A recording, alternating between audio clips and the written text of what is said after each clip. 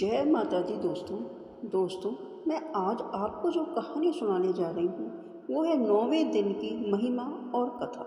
नवरात्रि के इस अंतिम दिन और परम पावन दिन की देवी है माँ सिद्धिदात्री। इनके नाम का ही अर्थ है सिद्धियों को प्रदान करने वाली माता।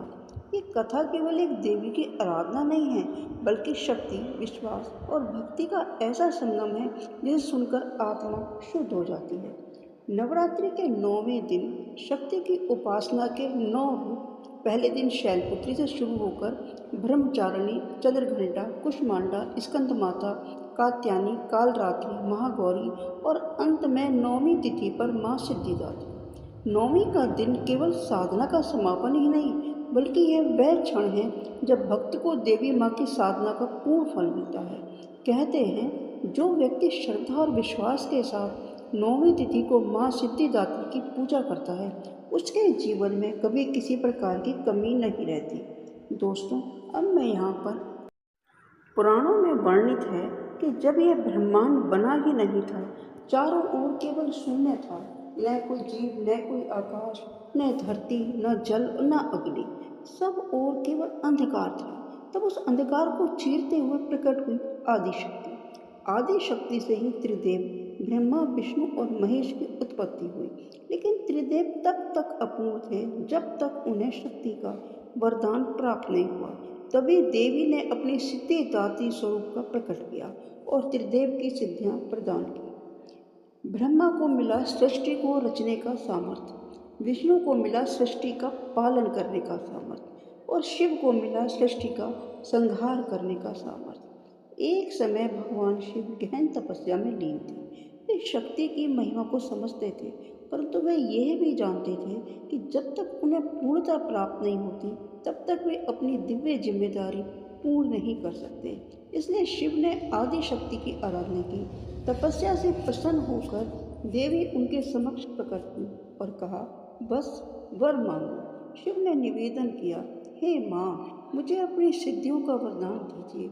मुझे ऐसा आशीर्वाद दें कि मैं संपूर्ण सृष्टि का कल्याण कर सकूं। देवी मुस्कुराई और उन्होंने शिव को अष्ट सिद्धि और नवनिधि प्रदान की। इन्हीं सिद्धियों के कारण शिव को अर्धनारीश्वर भी कहा जाता है। उनके आधे शरीर में शक्ति समा गई और वे स्त्री पुरुष दोनों के प्रतीक बन गए।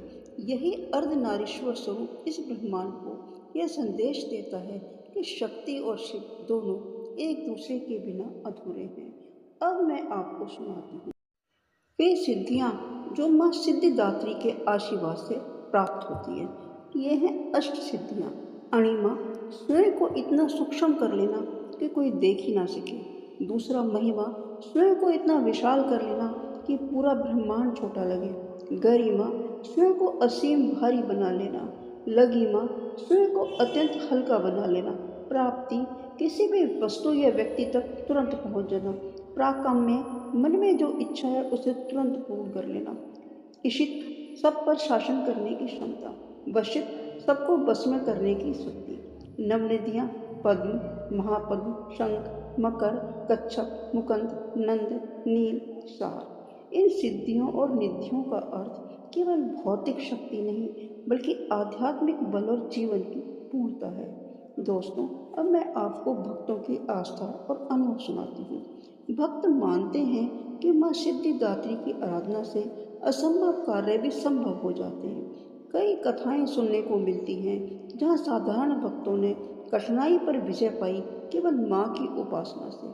किसी गरीब भक्त को आजीविका मिली, किसी निराश व्यक्ति को जीवन में नया उत्साह, किसी संतान विहीन दंपत्ति को संतान प्राप्ति, किसी बीमार को स्वास्थ्य। माँ की कृपा का कोई अंत नहीं। दोस्तों, अब मैं आपको सुनाती हूँ माँ का स्वरूप क्या है, माँ कैसी दिखती है। माँ सिद्धिदात्री कमल के आसन पर विराजमान रहती है। उनके 4 हाथ हैं, चक्र, गदा, शंख और कमल धारण किए हुए हैं। उनका बाण सिंह है। उनका तेज ऐसा है कि चारों ओर प्रकाश ही प्रकाश हो जाता है।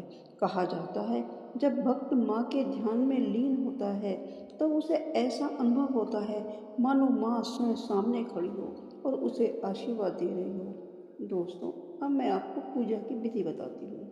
नौवें के दिन माँ सिद्धिदात्री की पूजा इस प्रकार करनी चाहिए। सुबह स्नान कर लें, स्वच्छ वस्त्र पहन लें, पूजा स्थान को गंगा जल से शुद्ध कर लें, माँ की प्रतिमा या चित्र स्थापित कर लें, सिंदूर, अक्षत, पुष्प और धूप दीवन से पूजन करें। माँ को लाल पुष्प और कमल चढ़ाएं। ओम एम ह्रीं क्लीं चामुंडा विचे मंत्र का जाप करें। 9 कन्याओं को भोजन कराएं और उनका आशीर्वाद लें। 9वें दिन का क्या महत्व है, अब मैं आपको ये बताती हूँ। 9वीं तिथि केवल पूजा का दिन नहीं, यह साधना का पूर्ण फल है। भक्त जब पूरे 9 दिन माँ की आराधना करता है, तब 9वीं पर उसे पूर्णता मिलती है। इस दिन की पूजा से 4 पुरुषार्थ धर्म, अर्थ, काम और मोक्ष सहज ही प्राप्त हो जाते हैं। यह दिन साधक के जीवन में प्रकाश लाता है, उसकी अज्ञानता दूर करता है और उसे सही मार्ग पर चलने की प्रेरणा देता है। दोस्तों, भक्तों, 9वीं का यह दिन हमें यह सिखाता है कि जीवन में शक्ति का महत्व क्या है। माँ सिद्धिदात्री की कृपा से हम हर सिद्धि, हर वरदान, हर सुख प्राप्त कर सकते हैं। लेकिन सबसे बड़ी सिद्धि है भक्ति। अगर भक्ति सच्ची हो तो माँ सामने आकर स्वयं अपने भक्तों को मार्गदर्शन कराती है। आइए हम सब मिलकर प्रार्थना करें। हे माँ सिद्धिदात्री, हमें भी अपनी शरण में लीजिए। हमारी जीवन की सारी बाधाएं दूर कीजिए। हमें धर्म, अर्थ, काम और मोक्ष चारों पुरुषार्थ प्रदान कीजिए। जय माता दी। दोस्तों, अगर आपको मेरी यह कहानी अच्छी लगी हो तो प्लीज़ लाइक, कमेंट और शेयर करें। और जो मेरे चैनल पर नए हैं वो मेरे चैनल को सब्सक्राइब करें। अपने अनुभव कमेंट बॉक्स में अवश्य लिखें। दोस्तों, अगली वीडियो में शीघ्र मिलते हैं। मेरी वीडियो सुनी आपने, इसके लिए बहुत बहुत धन्यवाद।